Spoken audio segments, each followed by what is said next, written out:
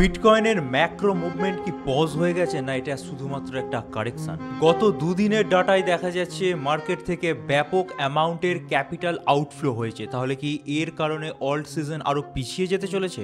গতকাল হয়ে গেল পুতিন ট্রাম্প সামিট আলাস্কাতে, এর এফেক্ট ক্রিপ্টোকারেন্সির উপর কি আদৌ পড়বে? হ্যালো ক্রিপ্টো ইনভেস্টার্স, আমি Jeet and welcome to our newly launched channel Bong crypto 2.0। আজকে ভিডিওতে বেশ কয়েকটি ইম্পর্টেন্ট টপিক নিয়ে ডিসকাস করবো। সেখানে বিটকয়েনের ডমিনেন্স, ইউএসডিটি ডমিনেন্স, ইথেরিয়াম, বিটকয়েনের শর্ট, সিএমই গ্যাপ, এই সমস্ত টপিক তো থাকবেই। তার সাথে সাথে পুতিন ট্রাম্প যে সামিটটা হলো তার কি রকম রেজাল্ট আমরা ক্রিপ্টোকারেন্সি মার্কেটের মধ্যে দেখতে পাবো সেই বিষয়ে একটা ক্লিয়ার কাট ধারণা দেওয়ার চেষ্টা করব। সো অবশ্যই যারা চ্যানেলটাতে নতুন তারা সাবস্ক্রাইব করে নিন এবং এই চ্যানেলটিকেও আমাদের মেইন চ্যানেলের মতো ভালোবাসা দেবেন আশা রাখবো। আর অবশ্যই ভিডিওটা ভালো লাগলে লাইক করে দিতে ভুলবেন না। তো চলুন ভিডিওর টপিকে চলে যাওয়া যাক।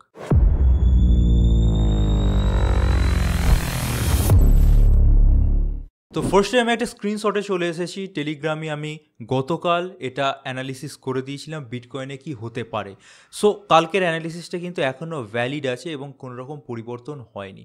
তো একটা চ্যানেলের মধ্যে যে চ্যানেলটা 1.17 বা 1.16 থেকে 1.20 মধ্যে আছে, সেই চ্যানেলের মধ্যে কিন্তু বিটকয়েনের প্রাইস আবারও প্রবেশ করেছে, ঠিক আছে, যেটা আমরা কিছুদিন আগে অবধি দেখেছিলাম এবং সেই চ্যানেলের মধ্যে বেশ কিছু মাস প্রাইস ছিল, তারপর থেকে ব্রেকআউট হলো, দেন ব্রেকডাউন হয়ে আবার সেই চ্যানেলের মধ্যে ঢুকে গেছে। তো অ্যানালিসিসে আপনারা একদম ক্লিয়ার কাট লেখা আছে, দেখতেই পাচ্ছেন, যতদিন না এই চ্যানেল থেকে ফোর্সেবল ব্রেকআউট হবে ততদিন বিটকয়েনের মধ্যে আবার একটা কনসলিডেশন জোন দেখতে পাবো।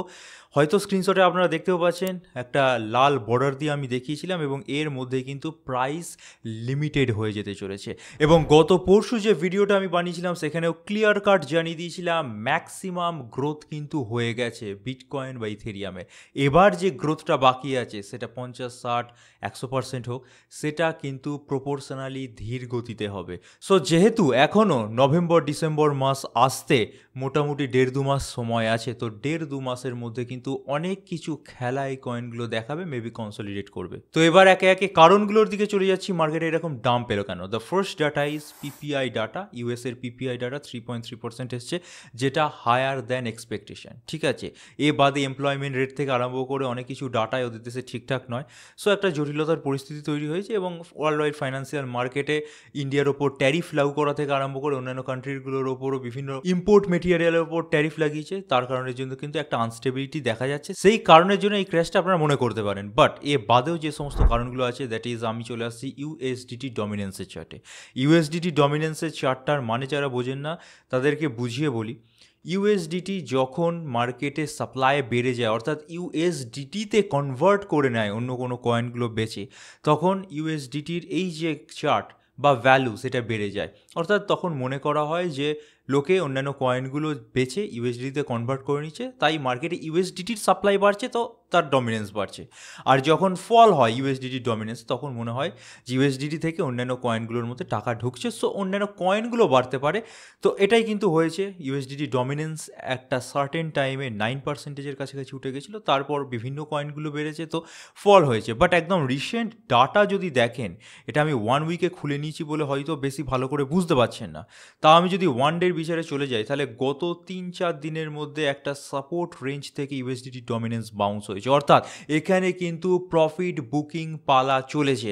এবং এটা কিন্তু আমি গত দিনের ভিডিওতেও বলেছিলাম যে ইথেরিয়ামের যে অল টাইম হাইটা আছে তার আশেপাশে প্রাইস যদি যায়, তারপর আমরা একটা কারেকশন দেখতে পাবো, সেটা ইথেরিয়ামে হোক, বিটকয়েন হোক বা অন্যান্য অল্ট কয়েনের মধ্যে। সো ইথেরিয়াম কিন্তু গেছে অল টাইম হাইয়ের কাছাকাছি এবং এক ঝটকায় কোনো অল্ট কয়েন বা ইথেরিয়াম বা বিটকয়েন কখনোই তার অল টাইম হাই ব্রেক করতে পারেনি। হিস্ট্রি আপনারা চেক করে দেখে নিতে পারেন। সো সেই কারণের জন্যও কিন্তু ইথেরিয়ামের মধ্যেও প্রাইসে খানিকটা পজ দেখা গেছে। বিভিন্ন সংস্থা ইথেরিয়াম কিন্তু সেল করেছে, সেই ডাটাগুলো একে একে তুলে ধরবো। এবং সেই কারণের জন্য কিন্তু ইউএসডিটি ডমিনেন্স খানিকটা বেড়েছে, অর্থাৎ কেউ কিন্তু সেলিং স্টার্ট করেছে। এবার এর মানে এটা নয় যে ইথেরিয়াম পরবর্তীকালে আর বাড়বে না। এবং অনেকেই কিন্তু আপনাদের মাথায় ঢুকিয়ে দিচ্ছে যে পিক বুল সিজন চলে এসছে বা মার্কেট চলে এসছে, এবার বিভিন্ন অল্ট কয়েনগুলো থেকে বেঁচে বেরিয়ে যেতে হবে। তো অনেক অল্ট কয়েনের ক্ষেত্রে কিন্তু সেগুলো প্রযোজ্য, বাট বিটকয়েন, ইথেরিয়াম বা আরও যে সমস্ত অল্ট কয়েনগুলো পড়ে আছে 1 থেকে 50-এর মধ্যে, তার মধ্যে 99% অল্ট কয়েন এখনও তার পিকটা দেয়নি। সো এটা মাথা থেকে বের করে দিন যে বেচার টাইম এসে গেছে, বেচার টাইম এখনও আসেনি, এবং একটা সময় অন্তরালে কিন্তু একটা অল্ট কয়েন এক টাইমে বেচতে হবে। আমি সে বিষয়েও আসছি, বাট একটা স্ট্যাটিস্টিক্স আশা করি বুঝে গেলেন যে মার্কেটের এই ফল কেন, ইউএসডিটি ডমিনেন্স বাড়ছে। এবার চলুন আমরা একটু বিটকয়েনের ডমিনেন্সের দিকে চলে যাই, যেটা দেখলে আমরা বুঝতে পারবো যে অল্ট কয়েনগুলোর অবস্থা কেমন কি হতে পারে। তো আমরা চলে আসছি বিটকয়েনের ডমিনেন্সে। বিটকয়েনের ডমিনেন্স গত ভিডিওতে আমি বলেছিলাম যে 63 বা 62%-এর কাছাকাছি চলে এসছে, এবং তারপর বেশ খানিকটা সেখান থেকেও পড়েছিল এবং 59%-এর কাছাকাছি চলে এসছে।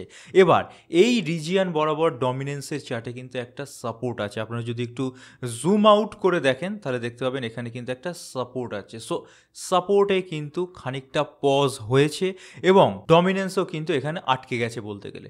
তো যতদিন না ডমিনেন্স এখান থেকে ব্রেক ডাউন করে যাচ্ছে ততদিন কিন্তু মার্কেটের মধ্যে এরকম পজ এর পালা চলতে পারে। সো বুঝতেই পারলেন মার্কেট হঠাৎ করে এরম থমকে কেন গেল। এবার চলুন আমরা একটু সিএমই গ্যাপটাও দেখে নিই যে বিটকয়েনের আর কোথায় কোথায় সিএমই গ্যাপগুলো আছে। তো তার জন্য আমরা চলে যাব BTC1 এর চার্টে। তো সিএমইর চার্টে আমরা যদি 1 আওয়ারের টাইম ফ্রেমটা খুলে নিই, আলো ভালো করে বোঝাতে সুবিধা হবে।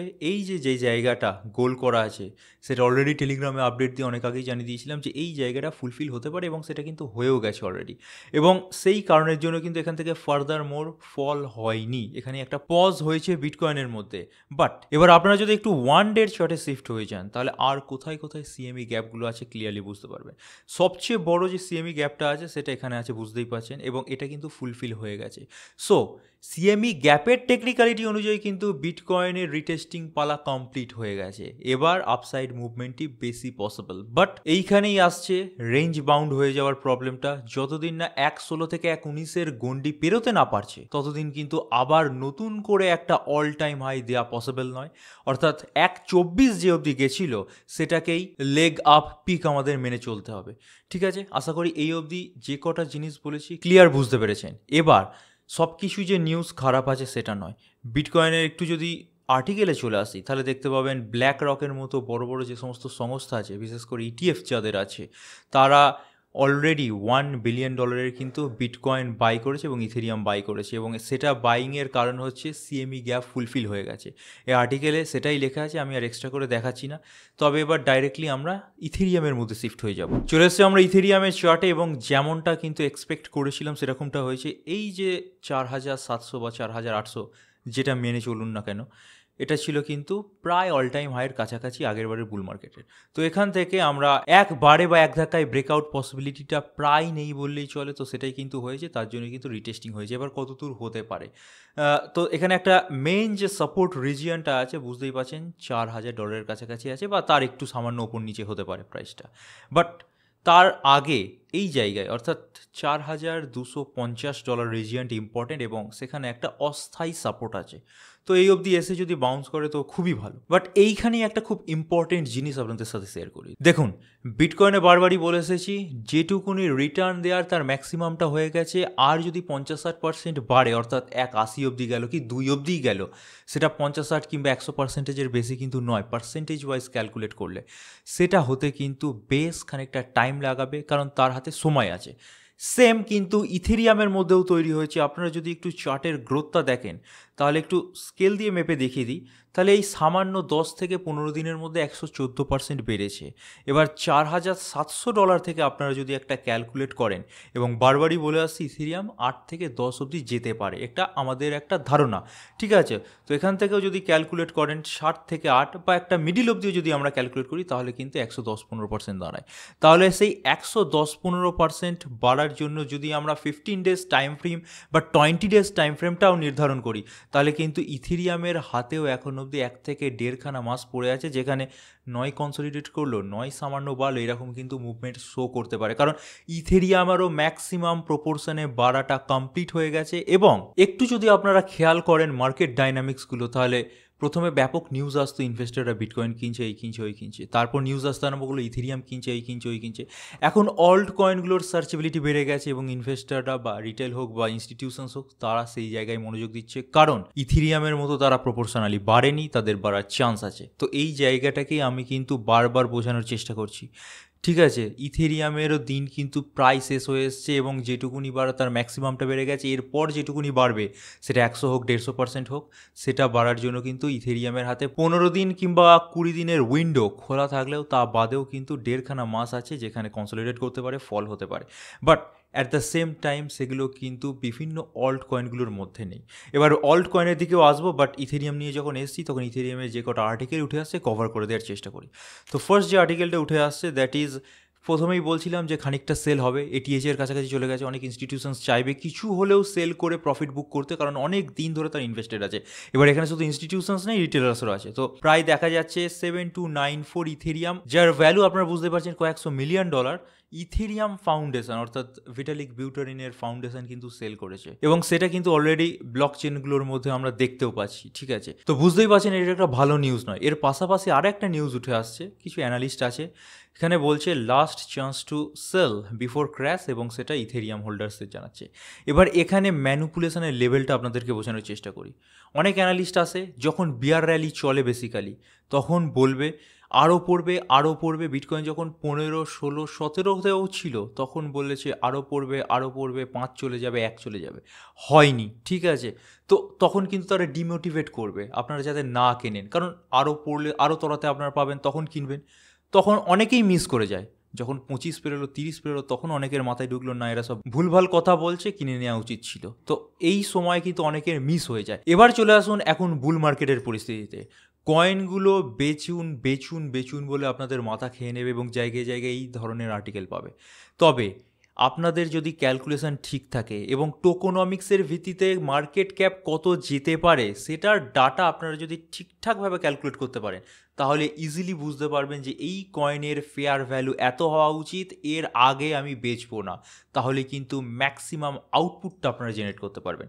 তো এখানে যেটা ইনি অ্যানালিস্ট বলছেন এবং এই ধরনের আরও অ্যানালিস্ট বলবে যে বেচতে থাকুন, ইথেরিয়াম 4700 চলে গেছে, 4800 চলে গেছে, অল টাইম হাইয়ের কাছাকাছি চলে গেছে, সেই কথায় কান দেওয়ার কোনো প্রয়োজন নেই। আপনাদের নিজস্ব রিসার্চ যদি ঠিকঠাক থাকে সেখানে স্টিক থাকুন।